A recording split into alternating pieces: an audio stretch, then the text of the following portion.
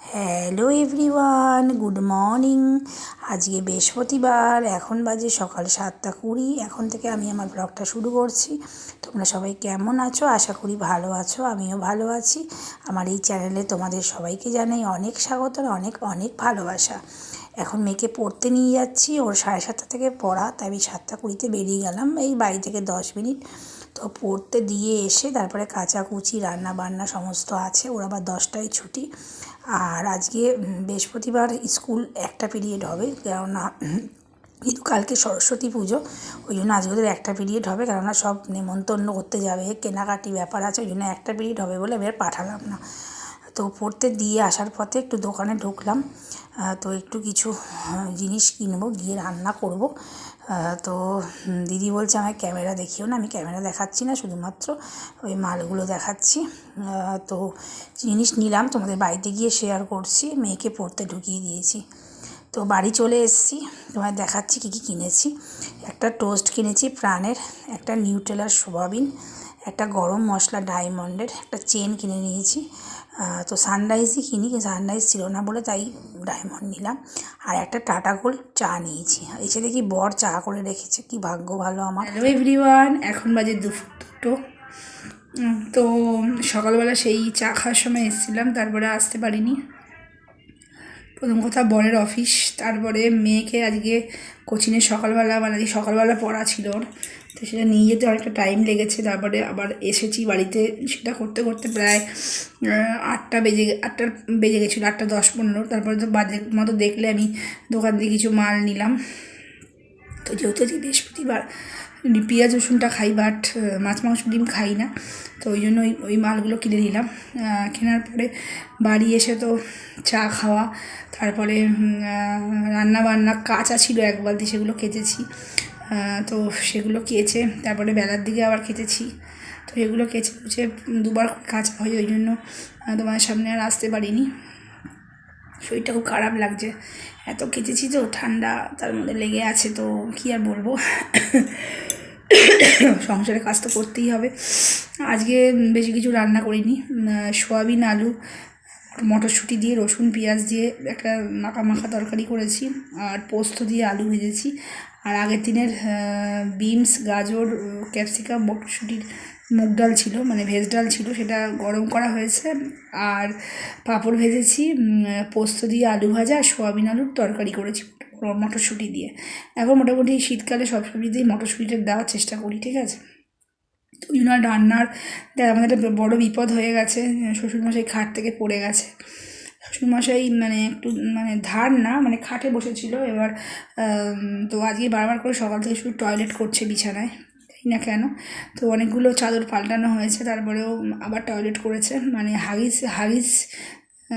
হাগিসটাও মানে হাগিস টয়লেটে ভর্তি হয়েও ওভারলোড হয়ে যাচ্ছে, তো বারবার করে পাল্টাতে হয়ে যাবে।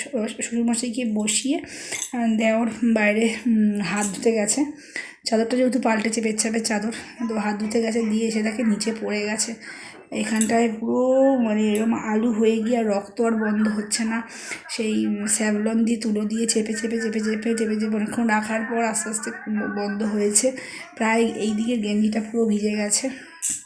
তারপর ওষুধ দোকানে বললো যে একটু সেলাই, বাড়িতে যদি সেলাই টাইপ কিছু করা যায়, বললো না বাড়িতে এসব হবে না, হসপিটালে নিয়ে যাও। না বললো না, হসপিটালে নিয়ে যাবে কী করে, একাতে শ্বশুরমশাই চলতে ফিরতে পারে না, এই পেশেন্টকে হসপিটালে নিয়ে যাওয়া একদমই অসম্ভব ব্যাপার। তো তার জন্য একটা মলম আর একটা ওষুধ দিয়েছে, তো সেটা নিয়ে এসে ওই তুলোটার ওপর দিয়ে এখান থেকে ব্যান্ডেজ করে দিয়েছে বাড়িতে। তো সন্ধেবেলা ওষুধের দোকানের লোক আসবে, হয়তো ওই জায়গাটা ওয়াশ করে দেবে, দিয়ে আবার ব্যান্ডেজ করে দিয়ে যাবে। আমরা তো আর সেরকম পারবো না, তো ওই নিয়ে শ্বশুরমশাইয়ের ওখানে প্রচুর ব্যস্ত ছিলাম, ওই জন্য আর ক্যামেরাটা অন করতে পারিনি, প্লাস খাবারটা আজকে দেখাতে পারিনি। তো রাত্রিবেলা চেষ্টা করবো দেখানোর তোমাদেরকে যখন খেতে বসবো, ঠিক আছে। মনটা খারাপ ভীষণ, এতটা রক্ত বেরিয়ে গেছে কি বলবো, মানে ওনার সেন্সটাই মানে নেই একদমই। মানে যদি বলছি যে ব্যথা করছে, বলছে না ব্যথা করছে না, আবার এক সময় বলছে ব্যথা করছে, মানে নিজেই মানে শ্বশুরমশাই নিজেই বুঝতে পারছে না ব্যথা করছে না, সেই সেন্সটাই নেই। তো কী আর বলবো, মানে এতটা রক্ত দেখে না আমি মানে জাস্ট ঘাবড়ে গেছি। তো তারপরে শুয়ে দেওয়া হয়েছে। ভাতও খাবে না বলছিল, বলছে প্রচণ্ড ঘুম আসছে, শুয়ে দে বললে হয়। একটু না খেলে দুপুরবেলা চান করে উঠে তারপরে ভাত খাওয়ানো হলো জোর করে। মাছটা খাবে না, মাছটাও জোর করে খাওয়ানো হলো, কারণ অতটা রক্ত বেরিয়ে গেছে, সেটাকে তো ফুলফিল করতে হবে না। তো জোর করে ভাত খাইয়ে দেওয়া হলো, মানে উনি আর বসতে পারছে না, মানে লেগেছে ভালোই এই জায়গাটা, ঠিক এই জায়গাটায়।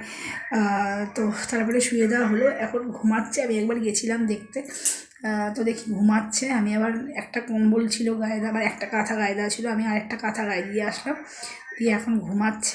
জানি না বিকেলবেলা কী হবে, ওষুধের দোকানের লোক আসলে সেটা বুঝতে পারবো, আপডেটটা দেবো যে কী হচ্ছে না হচ্ছে, ঠিক আছে। কি বলবো, একটা বিপদ হয়ে গেল, মানে খাট থেকে যে পড়ে যাবে, মানে একটা সেকেন্ড শুধু গেছে হাত ধুতে, মানে পড়ে যাবে যে কেউই বুঝতে পারিনি সেটা।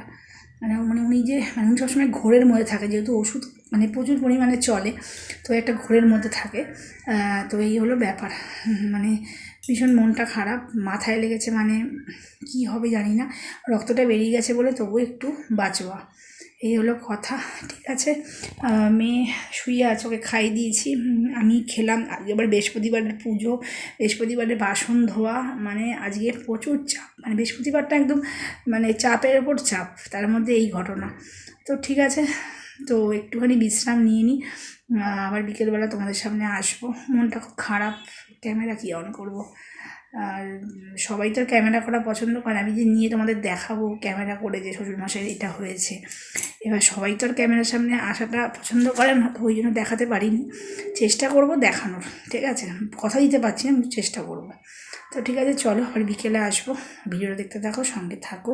আর কালকে ভিডিও করতে পারিনি, শরীরটা খুব খারাপ ছিল বলে কালকে কোনো ভিডিও আজকে কোনো ভিডিও তোমরা পাবে না, মানে বুধবারের কোনো ভিডিও তোমরা পাবে না। তো আজকে বৃহস্পতিবার, আজকের ভিডিও তোমরা শুক্রবার দিন পাবে, ঠিক আছে। বৃহস্পতিবারের ভিডিও শুক্রবার পাবে, বুধবারে কোনো ভিডিও করিনি, শর্ট করেছি শুধু। তো ঠিক আছে, চলো একটু বিশ্রাম নিয়ে নিই, কী বলবো আর। ঠিক আছে, চলো পরে আসছি আবার। হ্যালো এভরিওয়ান, এখন বাজে রাত্রি 8টা। তো শ্বশুরমশাইকে দেখে আসলাম, এখন মোটামুটি ভালো আছে, চা মুড়ি খেয়েছে, ব্যথাটা একটু কম আছে। একদিন দুদিন হয়ে গেলে ব্যথাটা ঠিক হয়ে যাবে আশা করি। সবে লেগেছে তো, আর শীতকালে একটু লাগলেই ব্যথা করে, এই হলো কথা। মেয়েকে পড়াতে বসে গেছি, বর চলে এসছে অফিস থেকে, ওকে টিফিনে মুড়ি আর চা দিয়েছি। তো তারপরে চলে এসেছি মেয়েকে পড়াতে, কেননা এবারে ক্লাস 8, অনেকটা চাপ আছে। উঁচু ক্লাস যত চাপ বেশি, তো ওই জন্য পড়াতে বসে গেছি। তো শ্বশুরমশাইয়ের আপডেটটা দিলাম, এখন মোটামুটি ভালো আছে। তো ঠিক আছে, চলো ওকে একটু পড়িয়ে নিই, আবার পরে আসছি। হ্যালো এভরিওয়ান, এখন বাজে রাত্রি 11:30। তো বর আর মেয়ের খাওয়া হয়ে এসছে, আর অল্প একটু আছে। তো আমি এখনও খেতে বসিনি, যেহেতু আমি ক্যামেরা করছি। তো সামনে দিয়ে তো ক্যামেরা করতে পারবো না, কেননা ও ভিডিওর সামনে আসবে না, তাই পেছন দিয়ে ক্যামেরা করছি। তো এই হলো কথা। ওই যে সোয়াবিন আলুর তরকারি, ডাল, পাঁপড় ভাজা, আর হলো ভাত। আলু ভাজাটা রাত্রিবেলা আবার করলাম পোস্ত দিয়ে, সকালে আলু ভাজাটা নেই, তো রাতে আবার নতুন করে করতে হলো। ঠিক আছে, চলো আজকের মতো এইটুখানি, কালকে আবার নতুন ব্লগ নিয়ে তোমাদের সামনে চলে আসবো। যদি ভালো লেগে থাকে তাহলে আমার চ্যানেলটাকে সাবস্ক্রাইব করে আমার পাশে থেকো। Tata, good night.